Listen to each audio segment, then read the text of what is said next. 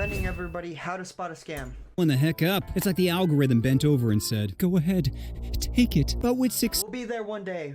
success comes scams. So I'm getting a lot of random sponsored stuff recently. One of the emails had me dying. It starts with, hello, I'm an entrepreneur. Really now? Hey everyone, I just want to let you know I'm a renegade. I'm not a scammer trying to screw someone over. No, I'm an entrepreneur. Saying you're an entrepreneur is like saying you have a big...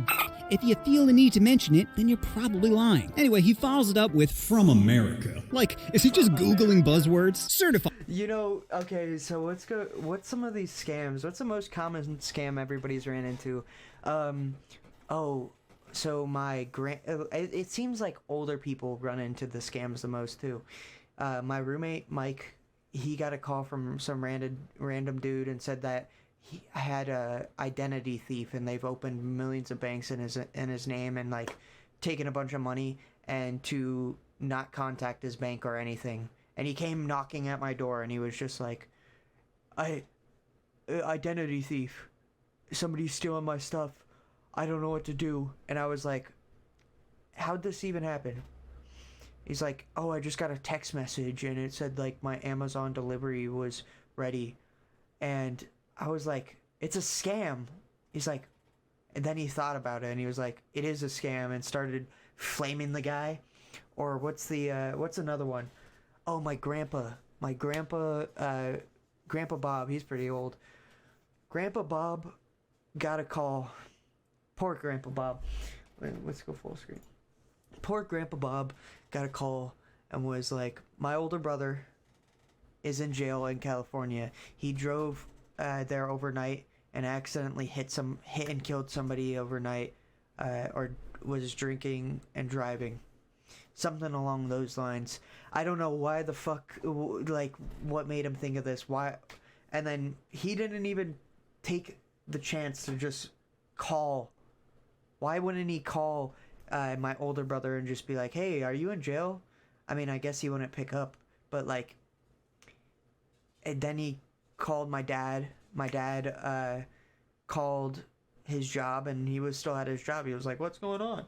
But this guy wanted like $2,000 to bail him out. And my grandpa was going to do it. He was like, yeah, I got the money. Why don't I just bail him out? Or split it with my dad. Like, he was so gonna do it. My parents also fell for a couple of like AT&T scams. Like this guy was really smart with it and like said, oh, I'm gonna need your AT&T account sign in and password because your phones haven't been delivered yet. Like, some people are just really smart with it, but like the Indians, they are not smart with scamming at all. You can just tell. Like, if it's somebody that comes on the phone and they talk like this, then you know it's a dang scam. You know, give me your social security number and your credit card. Last 4 digits.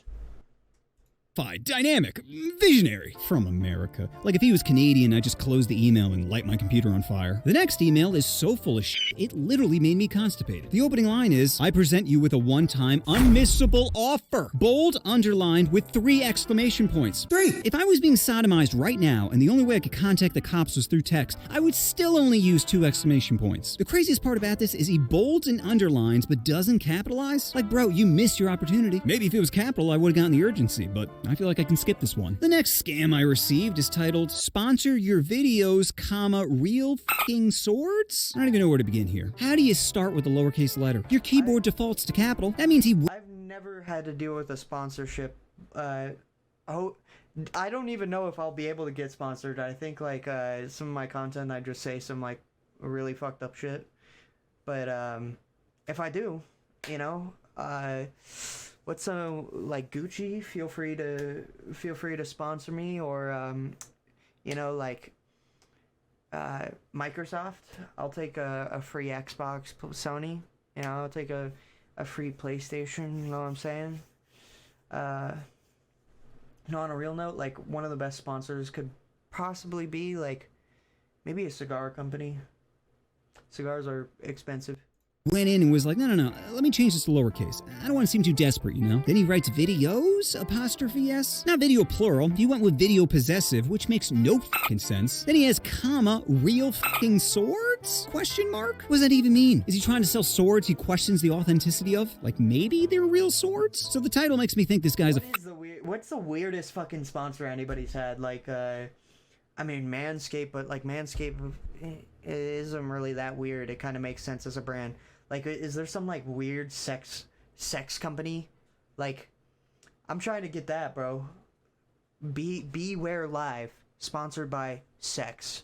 That'd be sick. An idiot, and the body of the email only confirms my hypothesis. It starts with, hey, caught your channel scrolling through YouTube as one does, comma, watched a few videos, possessive again, and like what you're doing, comma, I sub to, period, lowercase, you got me with not like the other stick figure channels, period, and I like your sense of humor, period, parentheses, I'm Canadian, comma, that's how it's spelled. How else would it be spelt, you dyslexic Pop-Tart? Why would you even mention that? What does that have to do with any... Like, what is it? Some of these people just like make some weird ass shit. Like, yeah, I made popcorn while I was watching your videos. That's how it... Or like, chat, there was this guy on my How I Defeated Social Anxiety video. Dude, he wrote paragraphs on paragraphs. I didn't even read it. I'm gonna be honest, I didn't even read that, bro. If you're gonna sit there and you're gonna just type out a long ass paragraph about social anxiety and stuff, I don't care. Make it nice and like 2-3 sentences. I'll read that. I like constructive criticism, but when it's like an essay with words I don't even know, are you kidding me? It's spelled. How are you going to talk about grammar when you keep finger blasting the comma key? Oh, but wait, it gets better, because then he says, I'm not corporate, comma, I'm just a regular guy like you. Oh, you're telling me you're not the CEO of McDonald's, you broken ice cream machine? But at least this person has maybe seen my videos, which is better than the copy pasta emails I get where... And that's something, too, I realize, like, if you just email somebody, right, and say, hey, I would like to send you free merchandise. Are you interested? Like, why do I want your free merchandise? Your merch could be terrible, you know, like it's just going to take up space in my corner. So what you have to do, especially for a lot of these influencers, free game for you guys. A lot of these influencers want to feel like a connection with their audience. Because if you're going to just say, hey, how can we connect? They don't, I don't want to connect with you. And nor does Sneeko, nor does Andrew Tate. Like, they want to see that you want to connect with them by doing, whether that be joining their network and going through their high-end editors or whatever it is. They want to see that you want to connect with them. It's not easy to just, it's not that easy. So how I got one sponsor from my Scav Haven brand was this guy. I literally saw in his description on twitch.tv, this is Pestily's dad. And so I was like, hey, Pestily's dad, I have some merchandise and I think you would like it. Do you mind if I send you some free samples? Let me know what you want. Boom.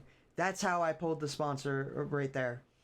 And it felt like I was connecting with him. And it was to the point.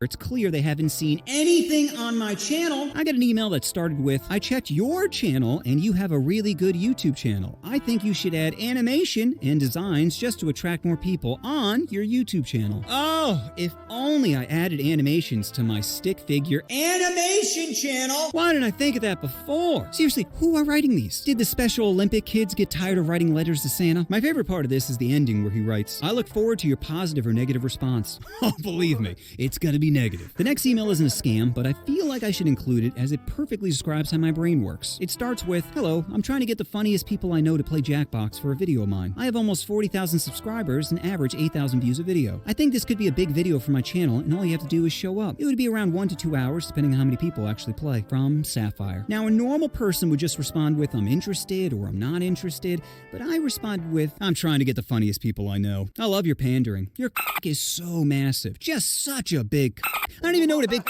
was until I saw your monstrosity. I have around 40,000 subs and average 8,000 viewers. I'm a middle-of-the-road creator, but hey, 40,000 is nothing.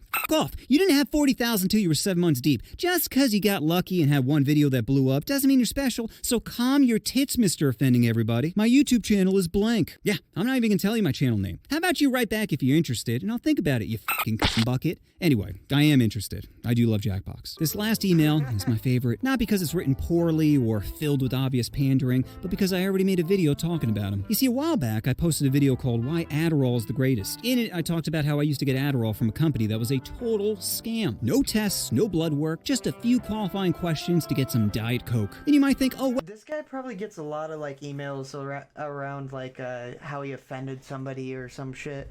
well, at least a doctor's the one prescribing it. Well, not when you want refills. You see, anytime you need a refill, you're told just to message your doctor. But you're not really talking to your doctor. You're talking to a bot with your doctor's name underneath it. So if you wrote, "The voices are telling me to eat children," you'd get back a "sending refill to pharmacy." How crazy is that? Now nothing is going to distract you from nibbling on those kids. So what's the name of the company? Well, I still don't want to say it, thinking they're going to use their cartel money to censor your boy. But I'll give you a hint. It rhymes with bone. As in, if you use them, you will get boned. So if any of you out there start to make it big, remember, parasites will contact you to try to sell their bullshit.